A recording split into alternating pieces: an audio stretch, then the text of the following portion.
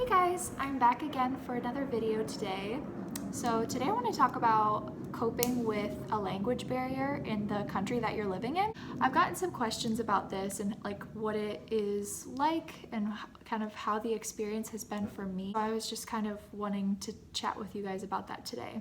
So the first thing that kind of comes to mind when I think about the language barrier is the fact that actually people are incredibly good English speakers in the Netherlands. It's actually rare you come across people that don't speak the language or aren't already fluent in it, as most Dutch people have had English education their whole lives. That's something that is kind of unique about the Netherlands in the fact that their primary language is Dutch, but they are so good at other languages, including English and often German. But something that's interesting to me about being an American, experiencing this difference. As an American, most people know that Americans are very kind of closed off when it comes to other languages. And in our daily lives, it's rare we even come across someone that speaks fluently in another language or even uses another language on a regular basis. It's just so English, especially in the Midwest. I mean, I can't speak for everywhere. I know that there's places, obviously in America, that do primarily speak, areas that speak more Spanish or that kind of thing. But just talking from my own reference point, there's, very little other language influence in America. So coming as an American to a country where the primary language is not English is kind of a unique experience for many reasons, but I think the most common feeling I have about it is the fact that it can often be very isolating. The strange part is people do understand English, do speak English well, that sometimes it can feel in social settings like you are intentionally unincluded when people decide to speak their native language because they do know English. Now, obviously, this is not true. I understand better now and know that, realistically speaking your native language is the most comfortable, it's the easiest, it's the way that you can best express yourself. So it's only natural that everyone, of course including myself, just speaking English, I can't imagine trying to express myself in another language at this point, expressing my feelings in another language. So that's kind of a hurdle I had to get over, knowing that it's never intentional to, for people to isolate you, and that it's okay to have these feelings and to have this. I really had to own the fact that it can kind of feel shitty sometimes to sit in a crowd of people that are all speaking a different language around you, and you can't be a part of the conversation. You can't engage back with them unless you want to start up a new conversation, or obviously there's ways to bring yourself into a conversation, but when you have no idea what the basis of a conversation is, that's where it can be really tricky at first. I'm at a point now with having been here enough and learned enough of the Dutch language to at least follow roughly what most people are talking about in conversation. So that's been a really big milestone for me, and just socially to be able to be in environments where people are speaking only Dutch and I can at least follow it, and I can maybe even chime in sometimes. I'll just respond in English or something if I want to say something or ask a question, but it can be really daunting at first. And I think for anyone to be in a country where they don't speak the language, there's things that you come across and feelings that you come across that I think most people don't know that really exist.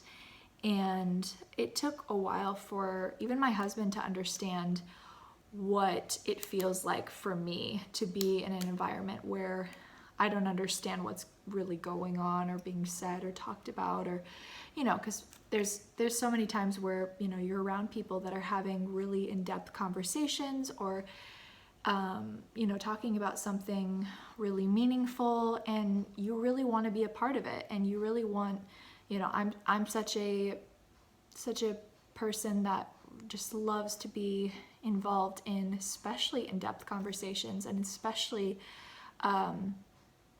you know, the things that really come from the heart. So it is a challenge for me sometimes to be in an environment where, you know, I'm missing out on that. So yeah, it's definitely been a challenge, but I think as I kind of explain this more around me, I think people get it more, and people are also more willing to bring me into conversations when they maybe notice that there might be a little bit of isolation. But at the same time, like, it just motivates me even more to want to learn Dutch fluently, and want to also,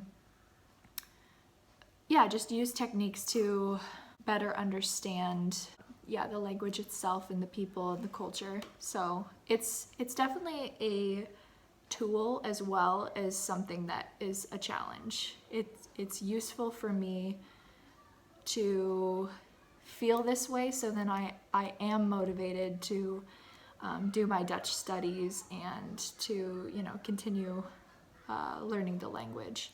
So I would say I'm just as grateful for the challenges that they are as I am semi-frustrated by it. So it's kind of I would say it's kind of balanced as far as yeah, how I feel about it. So, but another thing that I wanted to mention was that if you are an English speaker in another country, and, you know, maybe you want to stay there for a while, or you plan on visiting often, or, you know, any reason that would make you want to kind of understand whatever language is around you, I would really highly suggest always trying to pay attention to what's happening around you as much as you can. If you can try to focus on the conversations being had around you. So, you know, say there's like people next to you that are speaking in Dutch, you know, maybe both sides of you, there's couples speaking in Dutch. You know, focus on one conversation. Don't like let yourself get isolated, or let someone have to come to you to be a part of a conversation. Try to focus on one of the conversations and follow the best that you can. Like, just think about the words that they're saying, or, you know, look at their facial expressions and really try to like follow it from kind of a blind space. And I don't know, yeah, that's the best suggestion that I can give to someone, just because it will, you will feel way better in social settings just because you are actively engaged, even though you're not really understanding fully what's, you know, happening and being said. You are actively engaged, and it's a way better feeling and experience. But also, it's so good for your learning to be actively engaged, and to be always listening, and, you know, using your brain when you're, you know, around conversations even that you don't understand. Because it's kind of like how children learn. Like they learn language by just listening to what they don't understand. They're always listening. They're always, you know, kind of sometimes actively and sometimes inactively involved in what's happening around them. So since that's how kids pick up language, I think it's a great thing for, you know, people to know that is the best way to become, you know, truly fluent in a language, and not just learn like direct translations for things, to actually like be exposed to listening and understanding. And it's amazing, because when I first started doing that, when I first started to actively listen to conversation I didn't understand, it was kind of frustrating at first, I will say, but it wasn't any more frustrating than not listening. It just felt different. But now at this point, it has honestly just like amazed me with how much I have learned just by doing that. You will watch yourself jump from no understanding at all, having very few words that you even,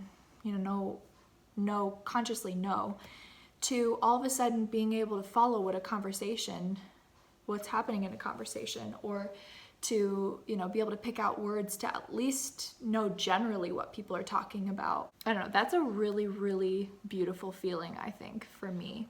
And it's something that has motivated me so much to learn more on my own as well, because then when I'm learning more on my own with my Dutch studies, then I'm also able to use that information to kind of decode what other people are talking about as well. So it's kind of just a process of like building a language in multiple ways, and building an understanding in multiple formats. So that's my best suggestion if anybody out there is interested in learning a language or just understanding a culture better, or I don't know, I think there's a lot of value to it, and maybe this is something that most people already know. I personally didn't. I kind of just started to do it randomly on my own because I was getting really bored, and I was just around people often that, just regularly really wanted to express themselves fully, and I totally get that, and I really never blame anyone for wanting to speak in their native language. Like, the more that I understand language, the more that I understand why people would want to speak in their native language. It's proven to me to be so valuable to be a person that is ready to take on the challenge of learning a new language, because people respect you so much more for it, I think. You're not closing yourself off in a way that says like, I'm gonna be in your country, but I'm not gonna like be a part of your country, like, I just think that that's not really a healthy mindset for someone who wants to transition